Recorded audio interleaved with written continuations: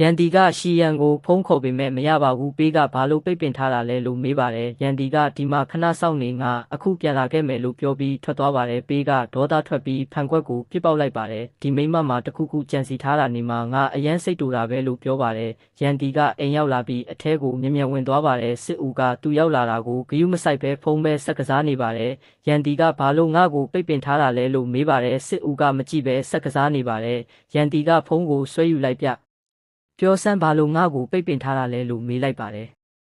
ငါဖုန်းနံပါတ်ပြောင်းလိုက်ပြီလို့သူကပြောတယ်ရန်ရှိကအမြန်ပဲဖုန်းထဲမှာတင်ထားလိုက်ပါလို့ပြောပြီးသူ့ဖုန်းကိုပေးလိုက်တယ်ပြီးတော့ငါမင်းအတွက်ဝယ်ပေးထားတဲ့မျက်နှာလိမ်းဆေးကိုပေးဦးလိုအပ်လို့ပါလို့ပြောတယ်ရှီဝူကစိတ်ထဲမှာဒီလူကသူ့ရည်စားဟောင်းနဲ့အခုထိတွဲနေတော့ပဲလားဘာလို့အဲ့ဒီဆေးကိုဒီလောက်တောင်လိုချင်နေရတာလဲလို့တွေးနေတယ်ရန်ရှိကငါအိတ်တော့မယ်လို့ပြောတယ်ရှီဝူကမျက်နှာလိမ်းဆေးလားလို့မေးတယ်ရန်ရှိကငါဝယ်ပေးထားတဲ့အဖြူရောင်ဘူးလေးလို့ပြောတယ်ရှီဝူကဟုတ်ကဲ့ဆိုပြီးတွတ်အားယူတဲ့ရန်ရှိကကျမ်းမလေးကဘာလို့ဒီလောက်တောင်ပြောင်းလဲသွားတာလဲလို့တွေးနေတယ်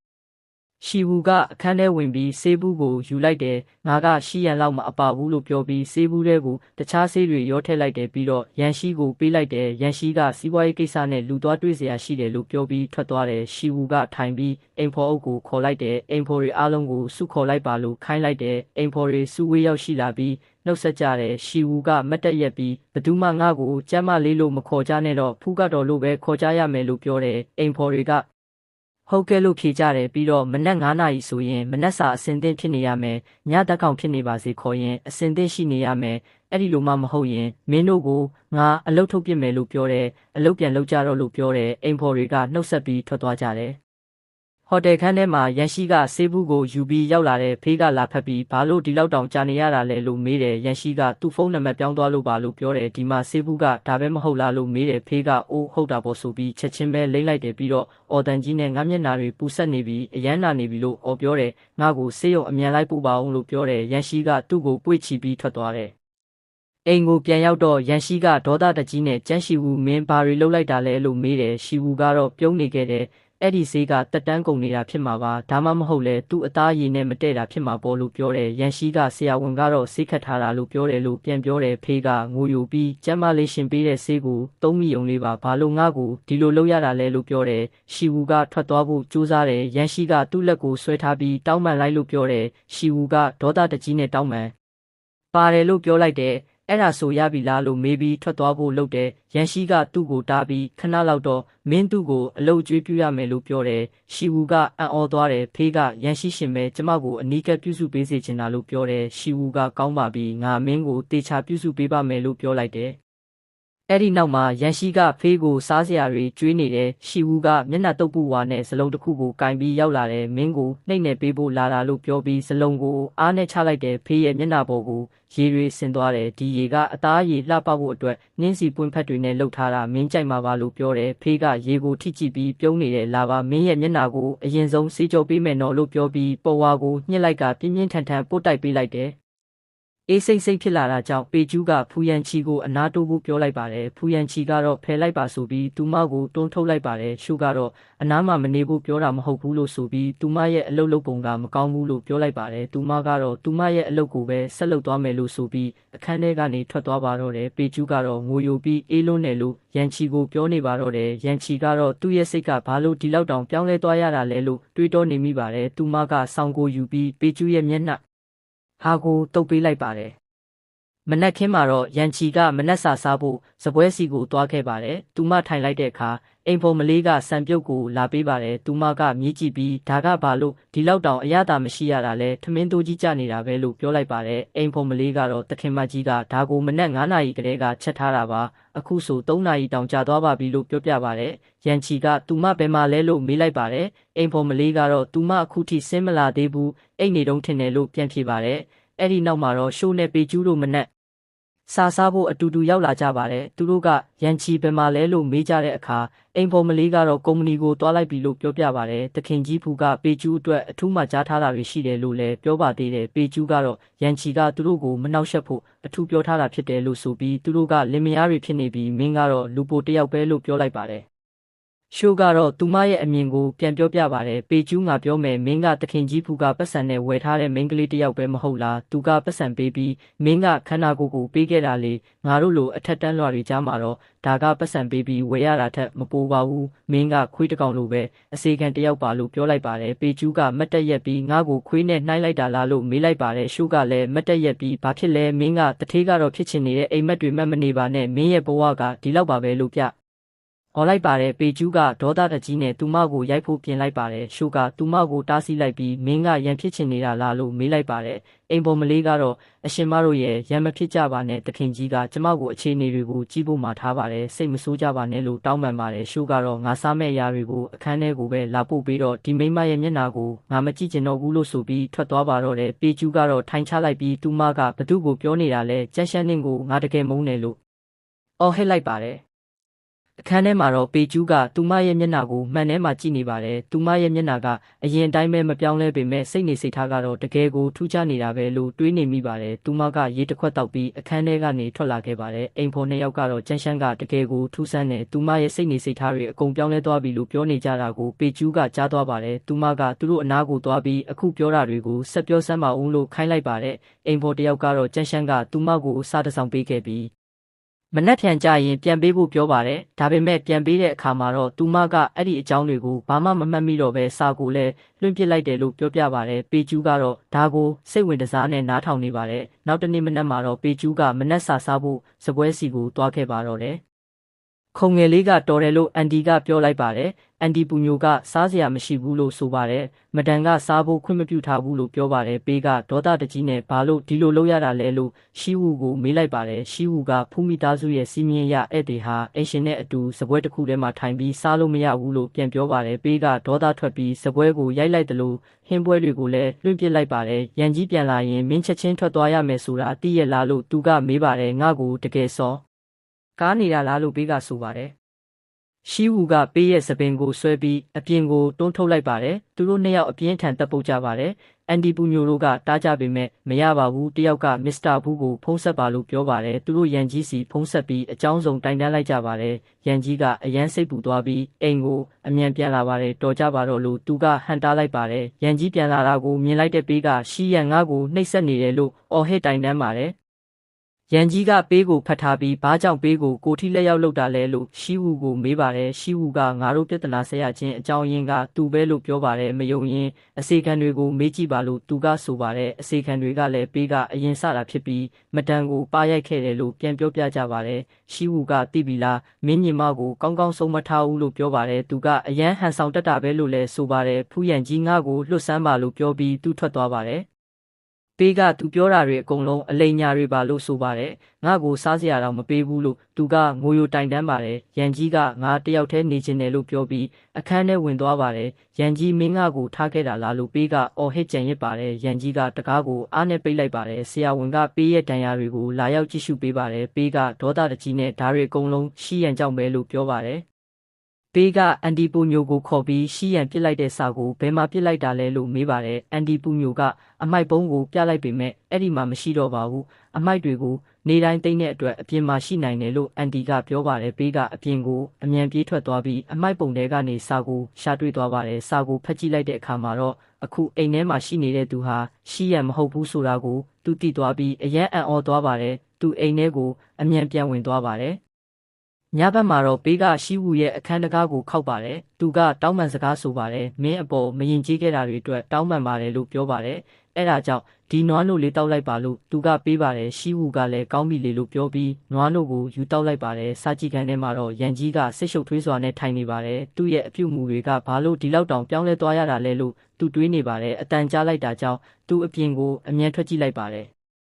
်ရှီဦးကအတော်လေးယုံကြည်ချက်ရှိနဲ့သူ့ရဲ့ချစ်သူကိုဖွင့်ချဖို့ကြိုးစားနေတာမို့အဲ့ဒါကြောင့်ပဲလို့ပြောပြီးအခန်းထဲကိုဝင်သွားပါတယ်ပေကငိုယိုပြီးရန်စီရှီဦးကကျမကိုဒီလောက်တောင်နှိပ်စက်နေပြီလို့ပြောလိုက်ပါတယ်ရန်စီကတော့ဒါဟာပြဿနာအကြီးကြီးမဟုတ်ပါဘူးမျက်နှာသွားတက်လိုက်ပါကျွန်တော်အထဲဝင်လိုက်အောင်မယ်လို့ပြောပြီးအခန်းထဲကိုဝင်သွားပါတယ်ပေကနောက်ကနေလိုက်သွားပြီးရှီဦးကဘာကိုမှဂရုမစိုက်ဘူးရှင်ကလည်းကျမဘက်ကမရက်တီပေးရဲဘူးဒီမှာနေရတာအဆင်မပြေတော့ဘူးလို့ပြောပါတယ်ရန်စီကအဲ့ဒါတကယ်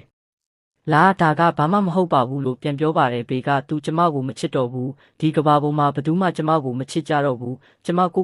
တက်တည်တော့မယ်လို့ပြောပြီးထွက်ပြေးသွားပါတယ်ရန်စီကသူ့ကိုလိုက်တာပြီးရက်လိုက်ပါဦးလို့ပြောပါတယ်ဘေကငိုရင်းသူ့ကိုဖတ်ထားပြီးအရင်တုန်းကလိုပဲရိုက်လိုက်ပါညမနေပါနဲ့လို့ပြောပါတယ်ရန်စီကကောင်းပြီလို့ပြန်ပြောပါတယ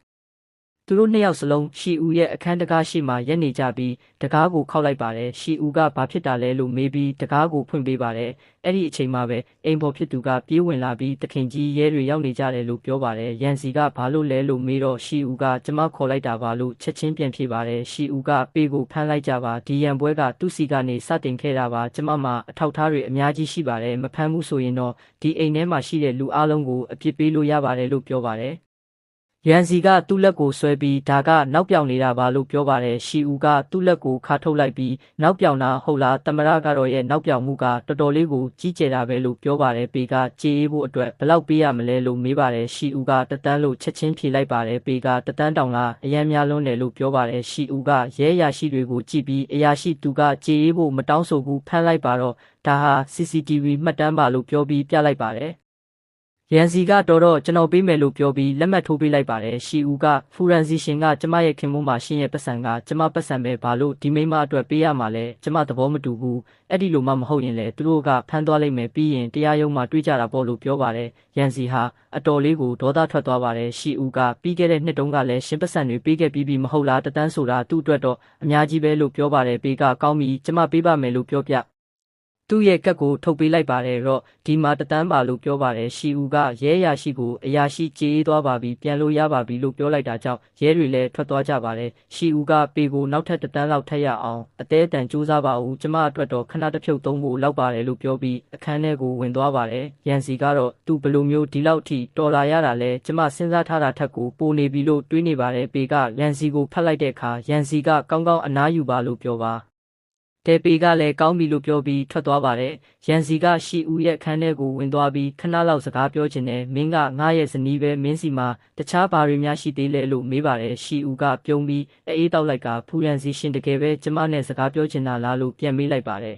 ။မင်းကငါရဲ့ဇနီးလောင်းလားလို့သူကမေးပါတယ်။ရန်စီကအဲ့ဒီလိုမျိုးမဟုတ်ပါဘူးလို့ပြန်ပြောပါတယ်ရှီဝူကတော့ချစ်ချင်းမြတ်တာမပါတဲ့အိမ်အောင်ရေးလို့ဆိုပါတယ်မင်းတခြားဘာတွေထက်လို့ချင်းသေးလဲထမင်းဟင်းချက်ပေးတာအဝတ်လျှော်ပေးတာမင်းသားလေးကိုပြုစုဆောက်ရှောက်ပေးတာမျိုးလားအဲ့ဒါဆိုရင်မင်းရဲ့ဇနီးနဲ့အတူပျော်ပျော်ရွှင်ရွှင်နေလို့ရတာပေါ့မင်းမိမကအိမ်ရှင်မတယောက်လိုအိမ်မှုကိစ္စတွေအကုန်လုပ်ပေးမှာပါအဲ့ဒါကိုမင်းလိုချင်တာလားလို့သူမကမေးပါတယ်မင်းပြောတာကိုငါလုံးဝနားမလည်ဘူးလို့သူကတုံ့ပြဟန်ပါတယ်အတူချုံပြောရရင်ငါစိတ်ကုံသွားပြီလို့ပြောပြီးသူမကိုအပြင်ကိုတွန်းထုတ်လိုက်ပါတယ်မင်းအရင်ကနဲ့မူမမှန်တော့ဘူးငါပါတာပဲငါနေတော့မယ်လို့သူမကစိတ်ထဲကနေရေးရွတ်လိုက်ပါတယ်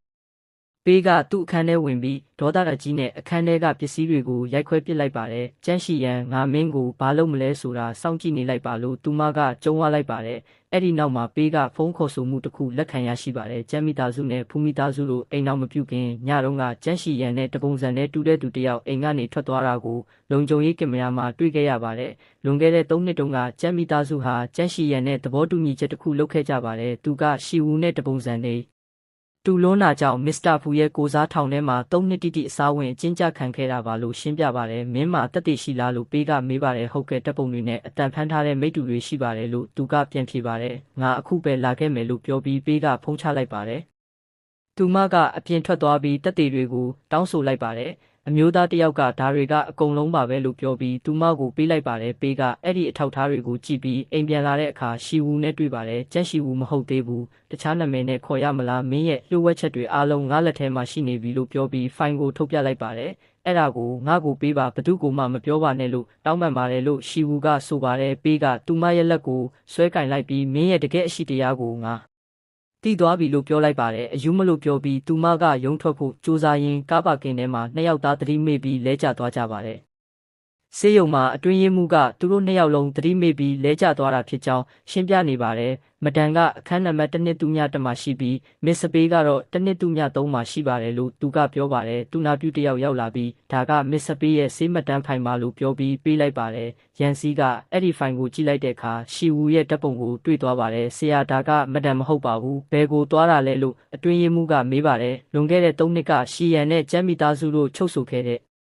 သဘောတူညီချက်စာချုပ်ကိုသူတို့တွေ့သွားပါတယ်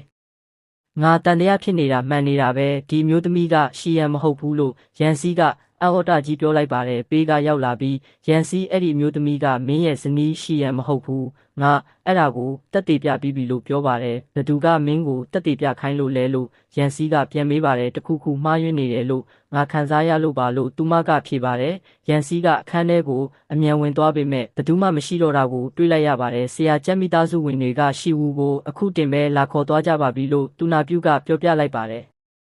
ဂျန်တို့မိသားစုကအရန်ချမ်းသာပြီးအိမ်ကလည်းအကြီးကြီးပဲလို့သူကပြောပါတယ်ပေကရန်ရှိဒီလိုမိုးမလုပ်ပါနဲ့သူတို့ကလူဆိုးတွေပါလို့တားပါတယ်ရန်ရှိကငါသိချင်တာကငါဇနီးအစ်စ်ဂျန်ရှိယန်ဘယ်မှာလဲဆိုတာပဲလို့ပြောပါတယ်ပေကရှင်သူ့အကြောင်းကိုတွေးနေတာလားလို့မေးပါတယ်ရန်ရှိကဘာမှပြန်မပြောဘဲထွက်သွားပါတယ်ပေကဒီအထောက်ထားကိုလိုချင်ရတာကရှင်ကိုမုန်းလို့ပါဒါပေမဲ့ရှီယန်ကိုပြန်တွေးချင်တာလားလို့တွေးနေပါတယ်ရန်ရှိလို့သူကလှမ်းခေါ်လိုက်ပါတယ်အပြင်ရောက်တော့ရန်ရှိကပေကိုတန်တရားဖြစ်မိတယ်သူကဘလို့လုပ်ပြီးတိတ်တဆိတ်စုံစမ်းစစ်ဆေးတာတွေလုပ်နိုင်ရတာလဲသူ့ကိုတေချာစောင့်ကြည့်အောင်မှပဲလို့တွေးလိုက်ပါတယ်အတွင်းရေးမှူးကကောင်းပါပြီလို့ပြောပြီးထွက်သွားပါတယ်ပေကရောက်လာပြီးဂျန်တို့မိသားစုစီသွားမလို့လားကျမလည်းလိုက်ခဲ့မယ်ကျမလည်းမိသားစုဝင်တယောက်ပဲလေလို့ပြောပါတယ်ရန်ရှိကဘာမှပြန်မပြောဘဲထွက်သွားပါတယ်ပေကခဏဆောင်ပါဦးလို့လှမ်းခေါ်လိုက်ပါတယ်ဂျန်တို့အိမ်ကိုကားနဲ့သွားနေတော့ရန်ရှိကရှီယန်အကြောင်းတွေကိုတွေးနေမိပါတယ်။သူမနေမကောင်းတော့ကအကြောင်းတွေသူမကိုဂရုစိုက်ပေးခဲ့တာတွေထမင်းစားတဲ့ပုံစံတွေနဲ့ရုံသွားခါနီးပြင်ဆင်ပုံတွေကိုပြန်တွေးမိပါတယ်။မင်းဘယ်မှာလဲလို့သူကတိုးတိုးလေးရေရွတ်နေပါတယ်။ဂျန်တို့အိမ်မှာရှုကသူမတို့မိသားစုကအရန်အေဂျင့်ပြီးကောင်းမွန်တဲ့မိသားစုပါလို့ပြောပါတယ်။အမေဖြစ်သူကစိတ်မကောင်းမဖြစ်တဲ့သမီးကိုအဖေနဲ့အမေကအမြဲကာကွယ်ပေးမှာပါလို့ပြောပါတယ်။အဖေဖြစ်သူကလည်းဟုတ်တယ်အဲ့ဒီ Miss Pay ဆိုတဲ့မိန်းမကိုငါတေချာပေါက်ဆုံးမပြစ်မယ်လို့ပြောပါတယ်။အဲ့ဒီအချိန်မှာပဲအိမ်ပေါ်ကရောက်လာပြီး Mr. Fu နဲ့ Miss Pay တို့ရောက်နေတယ်လို့လာပြောပါတယ်။အမေဖြစ်သူကသူတို့ကိုအိမ်ထဲအဝင်မခံနိုင်ဘူး။သမီးအခန်းထဲမှာပဲနေပါအဖေနဲ့အမေအပြင်ထွက်တွေးလိုက်မယ်လို့ပြောပြီးထွက်သွားပါတယ်။အပြင်မှာရှာဦးရဲ့အမေကငါသမီးကိုနာကျင်အောင်လုပ်တဲ့အဲ့ဒီမိန်းမကငါတို့အိမ်ထိလာရဲသေးတယ်ပေါ့ငါသူ့ကိုပါရိုက်ပြစ်မယ်လို့ပြောပြီးရိုက်ဖို့လုပ်ပါတယ်ရန်ရှိကတားလိုက်ပြီးကျွန်တော်တို့ကမေးခွန်းအချို့မေးဖို့လာတာပါလို့ပြောပါတယ်အထဲကိုဝင်ခဲ့ကြပါလို့သူတို့ကခေါ်လိုက်ပါတယ်ရန်ရှိကပေကိုကားထဲမှာပဲစောင့်နေဖို့ပြောပြီးအိမ်ထဲကိုဝင်သွားပါတယ်ရန်ရှိကရှီယန်အစ်စ်ဘယ်မှာလဲလို့မေးလိုက်ပါတယ်အဖေနဲ့အမေကတယောက်ကိုတယောက်ကြည့်လိုက်ကြပါတယ်အဖေကဘာတွေပြောနေတာလဲသမီးကမင်းအိမ်မှာပဲအမြဲရှိနေတာလေလို့ပြန်ပြောပါတယ်ရန်ရှိကစာရွက်တရွက်ကိုထုတ်ပြပြီးဒါကလွန်ခဲ့တဲ့3နှစ်ကသဘောတူညီချက်ပဲဒါကိုထာဝရဖုံးကွယ်ထားနိုင်မယ်လို့ထင်နေတာလားလို့မေးပါတယ်သူတို့လင်မယား2ယောက်လုံးထိတ်လန့်သွားပါတယ်ရှုကအခန်းထဲကထွက်လာပြီးကျမပါလို့ပြောပြီးမှတ်ပုံတင်ကိုထုတ်ပြပါကျမကိုမယုံရင်စုံစမ်းစစ်ဆေးကြည့်ပါလို့ပြောပြီးထွက်သွားဖို့လုပ်ပါတယ်။ရန်ရှိကသူ့မလက်ကိုကင်လိုက်ပြီးမင်းကတကယ်တော့ဘသူလဲလို့မေးပါတယ်။ရှုကမစ္စတာဖူရဲ့နှလုံးသားထဲမှာဂျန်ရှီယန်ကိုဘသူနဲ့မှအစားထိုးလို့မရပါဘူးလို့ပြောပြီးထွက်သွားပါတယ်။နောက်ပိုင်းမှာရန်ရှိကအရန်စိတ်ညစ်ပြီးဘာတစ်ခုမှအရက်တောက်နေပါတယ်။အဲ့ဒီအချိန်မှာဖုန်းဝင်လာပါတယ်။ဖုန်းဆက်တဲ့သူကဂျန်တို့မိသားစုမှာအမွာသမီး2ယောက်ရှိတယ်။လွန်ခဲ့တဲ့3နှစ်ကမင်းလက်ထပ်ခဲ့တာကတယောက်အမဖြစ်သူက3နှစ်လောက်နိုင်ငံခြားသွားခြင်းလို့ညီမဖြစ်သူကသူမနေရာမှာအစားဝင်ပေးခဲ့တာလို့ပြောပြပါတယ်။ရန်ချီကမစ္စတာကျန်းနဲ့သူ့ဇနီးကိုဖမ်းဆီးခိုင်းလိုက်ပါတယ်။ရှီယန်ကိုဘလို့ဆက်ဆံခဲ့ကြတယ်လဲပတ်စံတန်း30ပေးပြီးသူမကိုနှင်ထုတ်ခဲ့ကြတယ်မဟုတ်လားမိဘတွေထက်ပတ်စံကပိုအရေးကြီးနေတာလားကျွန်တော်ဇနီးကိုအဲ့ဒီလိုမျိုးမပြောပါနဲ့လို့သူကဒေါသတကြီးတားမြစ်လိုက်ပါတယ်။အဲ့ဒီအချိန်မှာအတွင်းရေးမှူးကစာရွက်တရွက်ပေးပြီးမတန်ဟာအသက်9နှစ်အရွယ်မှာအိမ်ကနေထွက်ခွာခဲ့ရပြီးအသက်20အထိမိဘတွေကတခါမှလာမကြည့်ခဲ့ကြဘူးလို့ပြောပြပါတယ်။သူမအတွက်အညံ့စားစားတောက်တွေကိုပဲအမြဲပို့ပေးခဲ့ကြတာပါတခါဒုံးကကိုပူချိန်104ဒီဂရီထိရှိပြီးဖျားနာနေချိန်မှာသူမကအမေစီဖုန်းဆက်ခဲ့ပေမဲ့ဖုန်းကိုလုံးဝမကင်ခဲ့ပါဘူး10မိနစ်လောက်သာနောက်ကျခဲ့ရင်သူမအသက်ဆုံးရှုံးသွားနိုင်တယ်လို့ဆရာဝန်ကပြောခဲ့ပါတယ်ကျန်ရှိယူရဲ့မွေးနေ့ကိုတော့နှစ်တိုင်းခန်းခန်းနာနာကျင်းပပေးခဲ့ပေမဲ့ရှီယန်အတွက်တော့အဝတ်စားတစ်ထည်တောင်မဝယ်ပေးခဲ့ကြပါဘူး